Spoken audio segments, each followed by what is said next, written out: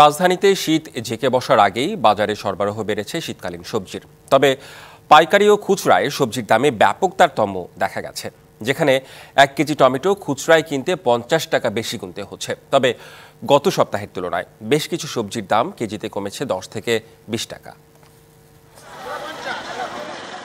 ক্যালেন্ডারে শীতের মৌসুম শুরু না হলেও রাজধানীর বাজার ভরে গেছে শীতের সবজিতে। গত সপ্তাহের তুলনায় শিম, মূলা, বেগুন, ফুলকপি, বাঁধাকপি সহ বেশ কিছু সবজির দাম কেজিতে 10 থেকে 20 টাকা কমেছে। আজকে সবজির বাজার কম, অর্থাৎ বাজার পাইকারপত্র কম, এই জন্য কম, আমদানিও বেশি। শালগম প্রতি কেজিতে 10 টাকা কমছে, মূলা প্রতি কেজিতে 10 টাকা কমছে, আর কপি প্রতি পিসে 5 টাকা করে কমছে।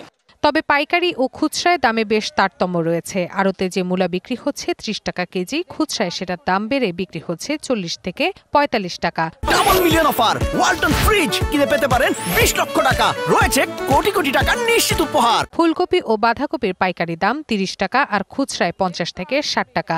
পাইকারিতে দেশি টমেটো 100 টাকা কেজি হলেও খুচরায় ক্রেতাকে কিনতে হচ্ছে 150 টাকায়। শসার কেজি 80 টাকা, গাজর 140 টাকা, এই কাঁচা টমেটো 180 টাকা কেজি, বাগুন 80 টাকা কেজি, বেগুন আছে 50 টাকা 60 টাকা কেজি, মূলা আছে 30 টাকা কেজি, টমেটো ইন্ডিয়ান টমেটো 140 টাকা কেজি, গাজর আছে আপনার 140 টাকা। দাম কিছুটা কমলেও তুলনামূলক বিচারে এখনো বেশি বলছেন ক্রেতা। আসলে শীতকাল যেহেতু শুরু হয়েছে, দাম একটু কমার কথা, কিন্তু এখনো কমেনি। মানে এখন আপনার ওই যাইসাও আগের মতো শীতের যে ইয়াটা আছে এটা এখন পাই নাই। টমেটোর দাম আমরা যখন পাইতাম 60 টাকা 70 টাকা 50 টাকা, এখন কিনা লাগছে 130 টাকা KG tomato.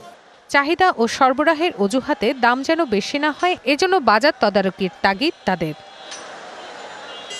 Rifat Nova, DBC news, Dhaka.